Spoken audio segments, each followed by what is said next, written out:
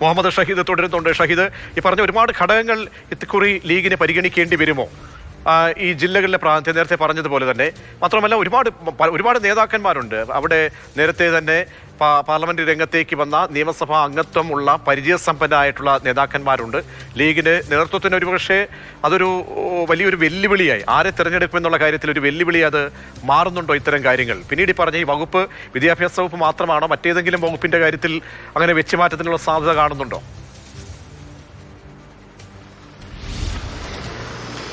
പ്രതീക്ഷ, മലപ്പുറം ജില്ലയിൽ P K Kunhalikutty കഴിഞ്ഞാൽ കെ എം ഷാജിക്ക് മന്ത്രി പദവി ലഭിക്കുമോ എന്നുള്ളതാണ് ഏറ്റവും പ്രധാനപ്പെട്ട ചോദ്യം. ഞാൻ നേരത്തെ സൂചിപ്പിച്ചതുപോലെ തന്നെ വേഗരയിലേക്ക് കെ എം ഷാജിയെ മത്സരിക്കാൻ വേണ്ടി തീരുമാനിച്ചപ്പോൾ തന്നെ അത്തരമൊരു ധാരണ പാർട്ടിക്കകത്ത് കെ എം ഷാജിയുമായി കമ്മ്യൂണിക്കേഷൻ ആശയവിനിമയം നടത്തിയെന്നാണ് നമ്മൾ മനസ്സിലാക്കാൻ സാധിക്കുന്നത്.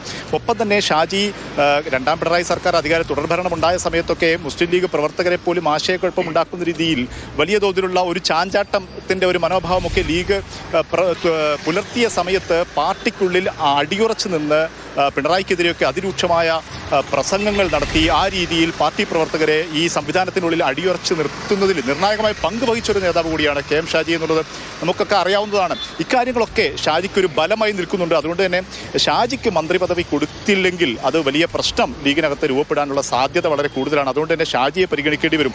ഒപ്പം തന്നെ നേരത്തെ സൂചിപ്പിച്ചതുപോലെ തന്നെ കോഴിക്കോട് പാറക്കൽ അബ്ദുള്ള, കോഴിക്കോട് ജില്ലയിൽ 5 MLA മാർ നിലവിലുണ്ട്. 5 MLA മാരെ ജയിപ്പിച്ച സ്ഥലമാണ്.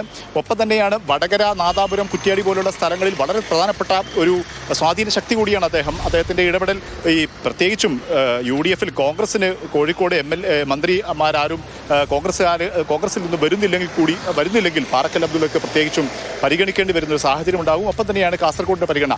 അങ്ങനെ വരുമ്പോഴാണ് മലപ്പുറത്ത് പ്രധാനപ്പെട്ട സീനിയർ നേതാക്കന്മാരുള്ളത്. ആബിദ് ഹുസൈൻ തങ്ങളുണ്ട്, ഈ പി കെ ബഷീറുണ്ട്. പി കെ ബഷീറൊക്കെ വളരെ ശക്തമായി മന്ത്രി പദവിക്ക് വേണ്ടി രംഗത്തുണ്ട്. ആബിദ് ഹുസൈൻ തങ്ങളെ പരിഗണിക്കേണ്ടി വരും. മഞ്ഞളാംകുഴി അലിയും മന്ത്രി പദവിക്കായി രംഗത്തുണ്ട്. ഇതിനെ എങ്ങനെ പരിഹരിക്കുമെന്നുള്ളതാണ് ലീഗിന് മുമ്പിലുള്ള പ്രധാനപ്പെട്ട ചോദ്യം.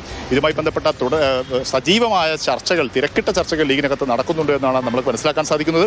ഒപ്പം തന്നെയാണ് നേരത്തെ സൂചിപ്പിച്ചതുപോലെ തന്നെ ഉപമുഖ്യമന്ത്രി പദം എന്നുള്ളൊരു ആഗ്രഹം, മോഹം കുഞ്ഞാലിക്കുട്ടിക്കകത്തുണ്ട്, പാർട്ടിക്കകത്തുണ്ട്. സാദിഖ് അലി തങ്ങൾ തന്നെ തെരഞ്ഞെടുപ്പിന്റെ മാസങ്ങൾക്ക് മുമ്പ് തന്നെ ലീഗിന് അതിന് അർഹതയുണ്ട്, പരസ്യമായി ചോദിക്കുകയോ പിടിച്ചു വാങ്ങുകയോ ഒന്നില്ലെങ്കിൽ കൂടി അർഹതയുണ്ടെന്ന് പറഞ്ഞു വെച്ചതാണ്. ആ പദം, ഉപമുഖ്യമന്ത്രി സ്ഥാനം എന്ന മോഹിക്കുന്ന പദവി, കുഞ്ഞാലിക്കുട്ടി തന്നെ ഇനിയൊരു പാർലമെന്ററി രംഗത്തേക്ക് മത്സരിക്കാനില്ല എന്നൊക്കെ പറഞ്ഞ് അദ്ദേഹം തന്റെ നിലപാട് വ്യക്തമാക്കുകയും ചെയ്തിട്ടുണ്ട്.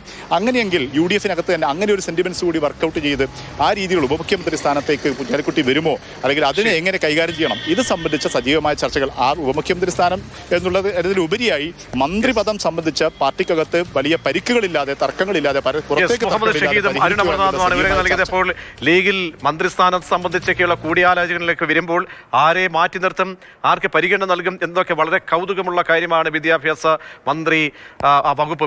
വകുപ്പ് കോൺഗ്രസുമായി വെച്ചുമാറാനുള്ള സാധ്യത കൂടി കാണുകയാണ്.